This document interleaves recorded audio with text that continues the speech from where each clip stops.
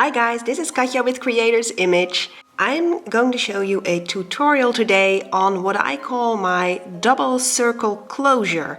And what I mean by that, let me show you in one of my mini albums. This is the Little Miss mini album. You can check out the video on this in a complete album. But for now, I'm going to show you the last page here. Let me do it like this.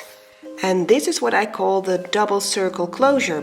For this is actually sort of a booklet here, a gatefold element with a pocket and a tag, but it's about these circles here.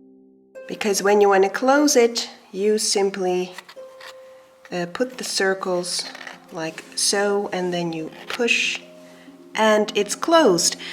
And since some of you have asked me to do some tutorials on my albums, I decided to take this element here and show you this one. This is my own design, and this one is a special one because it's entirely made of paper. It's very easy to do and it looks fantastic.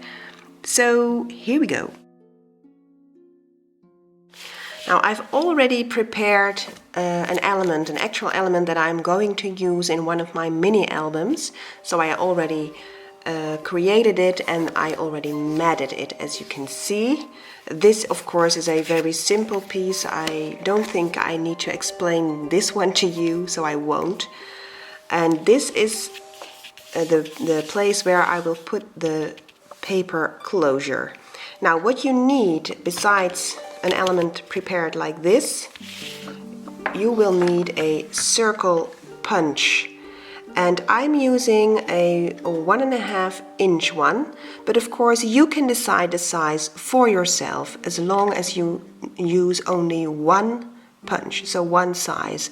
Whether it's large or small doesn't matter, but don't mix them up. So this is the punch, and of course you will need some cardstock. In my case I'm using black cardstock, and you will need some paper to mat, and I'm going to use this piece here. My theme is red and black, as you can see. So I'm going to start with punching out 2 circles from the cardstock.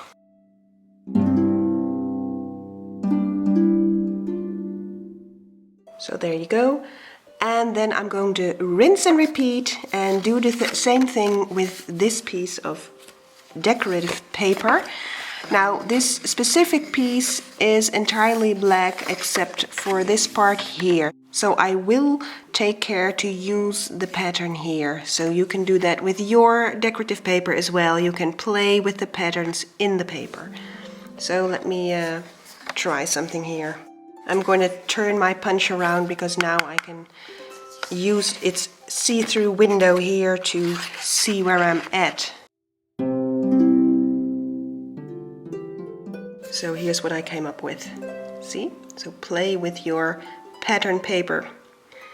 Okay, now I will use some Tim Holtz Distress ink. I am going to use black soot to ink around the edges.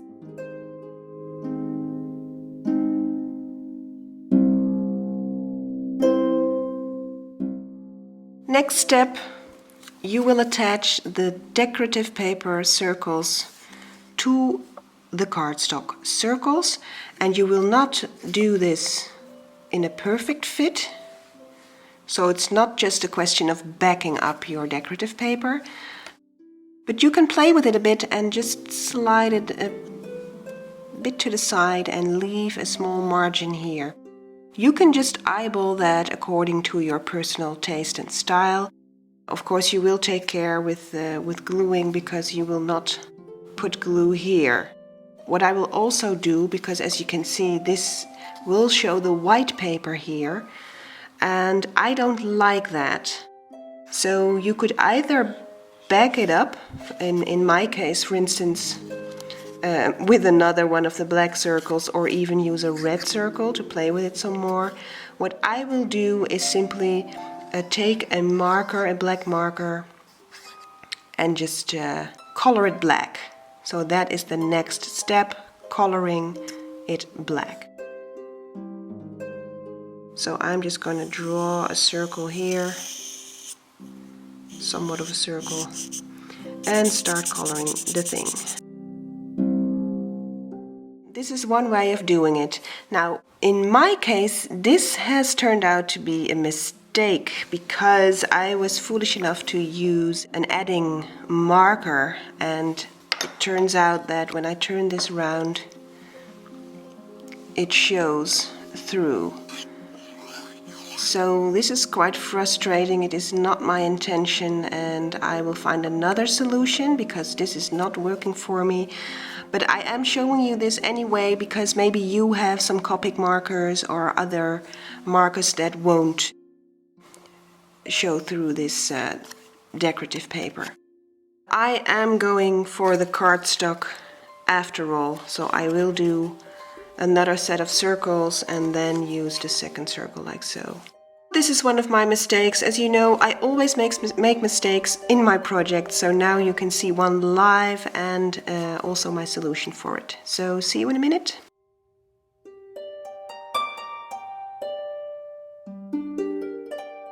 Now before I start gluing, I will put some paper underneath it to spare my table.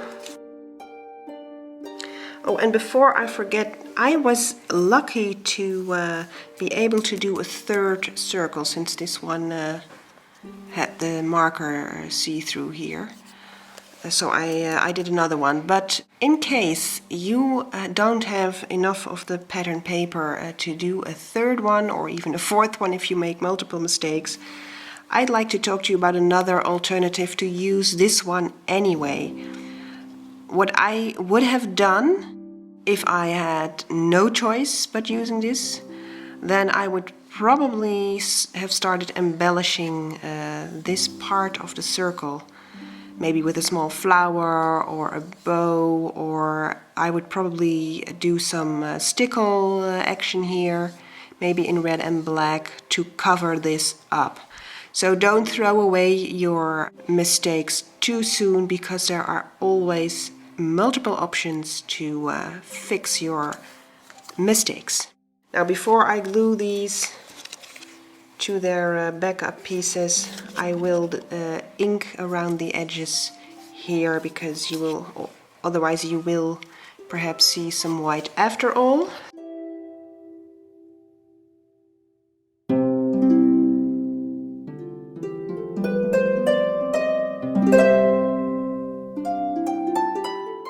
I use wet glue most of the time in my projects, by the way, because it always gives you the opportunity to adjust your placement. I'm not very good at getting it right in one smooth move. I always have to adjust and perfect the fit here, so this is why I always use wet glue.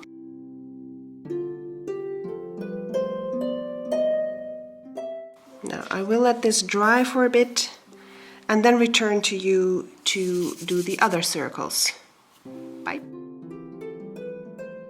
Now the next step is gluing your decorative circle to the cardstock circle.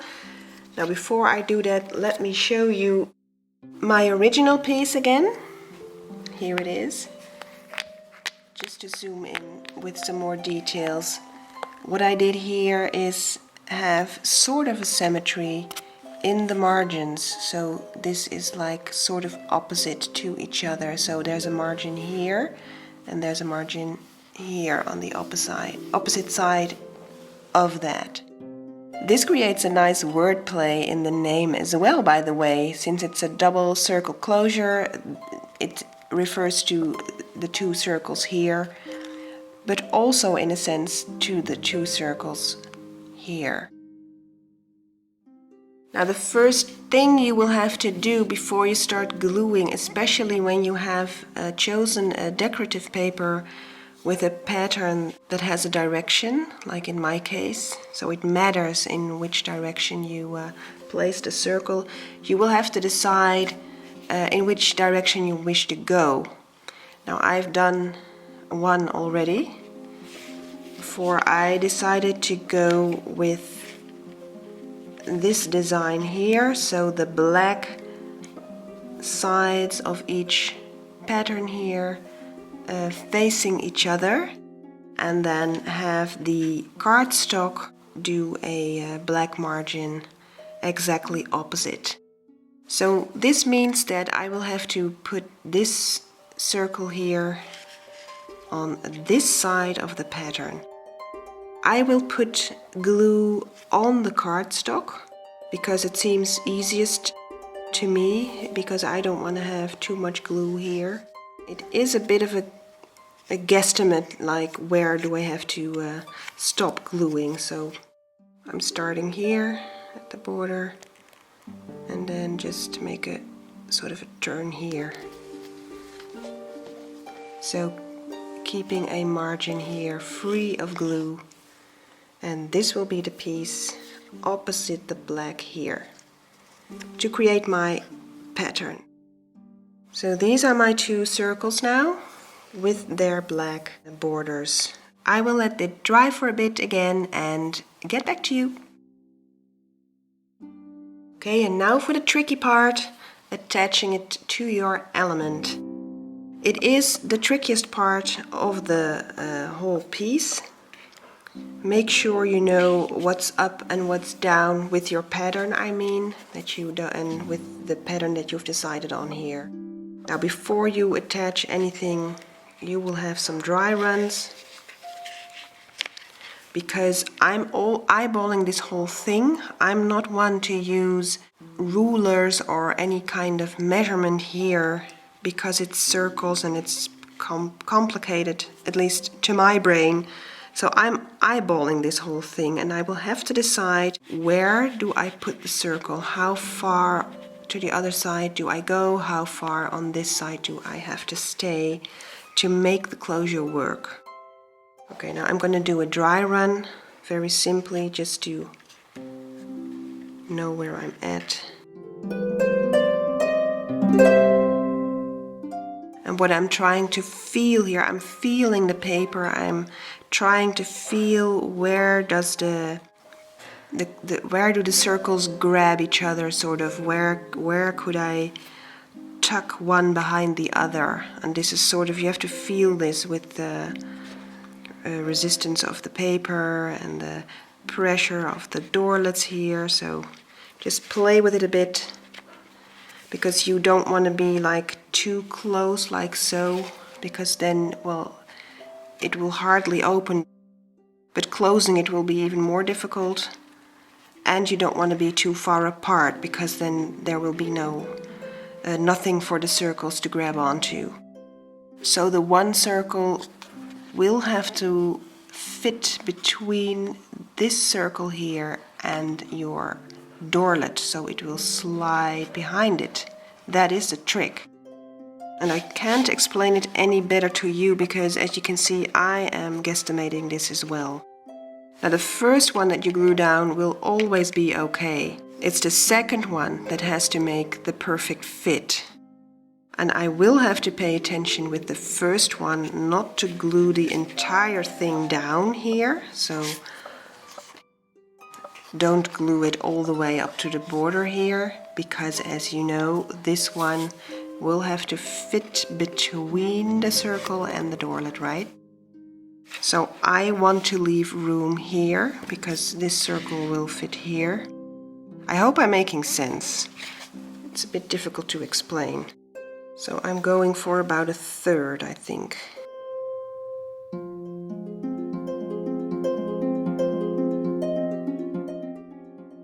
I think this is looking good.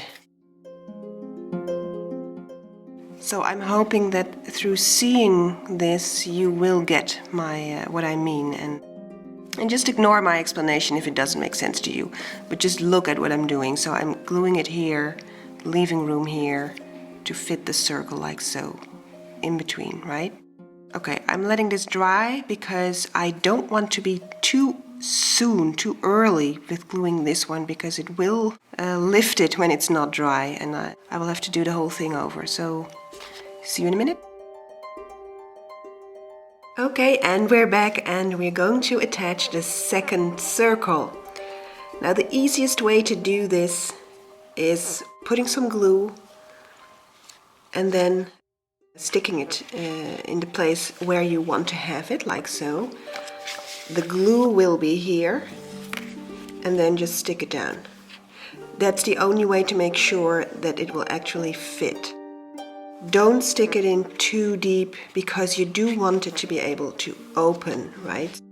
Okay, so I'm going to put some glue on the back of this circle approximately from here to here. So this is slightly less than half.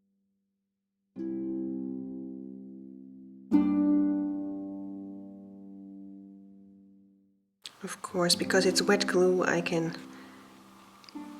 slightly adjust it so that the pattern of the paper is exactly in my liking, because I wanted to have the black on both circles to have kind of a symmetry here. Same goes for the black margin here. Now this will have to dry, because as long as this is not dry, this circle and this doorlet will pull the whole thing apart again. So what I'm going to do,